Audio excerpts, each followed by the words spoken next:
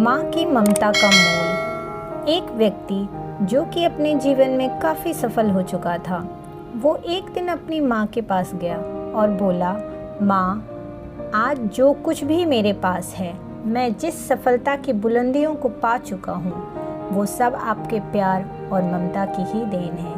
इसलिए माँ, मैं आज आपके प्यार का ऋण चुकाना चाहता हूँ। यह सुनकर उसकी माँ आश्चर्यचकित हो गई और बोली, नहीं बेटा, मुझे अपनी ममता और प्यार के बदले कुछ भी नहीं चाहिए। यह तो मेरा फ़र्ज़ था जो कि मैंने अपनी संतान के लिए किया। लेकिन वह व्यक्ति बार बार जिद करने लगा, नहीं माँ, मैं आपके प्यार और ममता के बदले कुछ देना चाहता हूँ। माँ, आप मांगो तो सही। बार बार जिद करने के बाद माँ बोली, ठीक है, क्या तुम मेरे साथ जैसे बचपन में सोते थे वैसे सो सकते हो? यह बात सुनकर वह व्यक्ति बोला, बस इतनी सी बात है, तो ज़रूर मैं अपनी माँ के पास आज रात सोऊंगा। और रात को वह व्यक्ति अपनी माँ के पास सोने के लिए आ जाता है और सो जाता है। उसकी माँ सोने का नाटक करती रहती है, वो जागी हुई रहती है और वह देखती रहती है कि कब उसका बेटा नींद में जाए।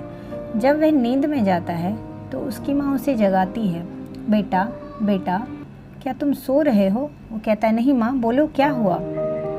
माँ कहती है, मुझे बहुत ज़ोर से प्यास लगी है, एक गिलास ज़रा पानी तो ला के दो। बेटा कहता है, ठीक है, मैं अभी पानी लेकर आता हूँ। और वो पानी लाकर अपनी माँ को दे देता है।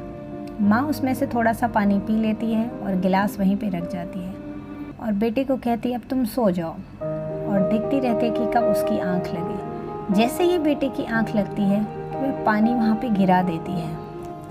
धीरे धीरे वह पानी उस व्यक्ति की तरफ आ जाता है, जिससे उसे नमी महसूस होने लगती है और वह परेशानी महसूस करने लगता है। वह दूसरी तरफ खिसक जाता है और सोने की कोशिश करता है। जैसे तैसे उसकी आंख लगती है कि फिर उसकी माँ उसे जगाती है और कहती है, बेटा, मुझे प्यास लगी है, थोड़ा मेरे लिए पानी ला दो। वह फिर पानी लेकर आता है और अपनी माँ को देता है। उसकी माँ कहती है, अब तुम सो जाओ। लेकिन वो इस बार सोया नहीं था। वह चुपके से दबी आंखों से देख रहा था कि उसकी माँ क्या करती है। उसकी माँ थोड़ा पानी पीती है और पानी फिर गिरा देती है। वह जैसे ही यह देखता है कि बहुत गुस्सा होकर उठकर बैठ जाता है और अपनी माँ पर चिल्लाता है, कहता है, माँ, क्या तुम पागल हो गई हो? ये क्या कर रही हो? तुम मुझे भला गीले बिस्तर पर कैसे सुला सकती हो? तो वह माँ बोली, बेटा, जब तुम बचपन में मेरे साथ सोते थे तो तुम भी ऐसा ही बिस्तर गीला कर देते थे और फिर मैं दूसरी तरफ तुम्हें करके खुद गीले स्थान पर सो जाती थी। तुम तो मेरे प्यार और ममता का कर्ज चुकाना चाहते हो जो मैंने तुम्हारे लिए किया था। क्या तुम मेरे लिए थोड़ा सा भी, केवल एक रात के लिए गीले में नहीं सो सकते हो? यदि तुम ऐसा कर सकते हो तो मैं समझ जाऊंगी कि तुमने मेरे ममता का कर्ज चुका दिया है।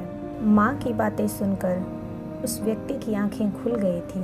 अब वह समझ चुका था कि जो माँ ना जाने अपनी कितनी रातों को मेरे लिए ऐसे ही जाग कर गीले पर रहकर गुजार चुकी है, भला उस माँ का ऋण कोई कैसे चुका सकता है?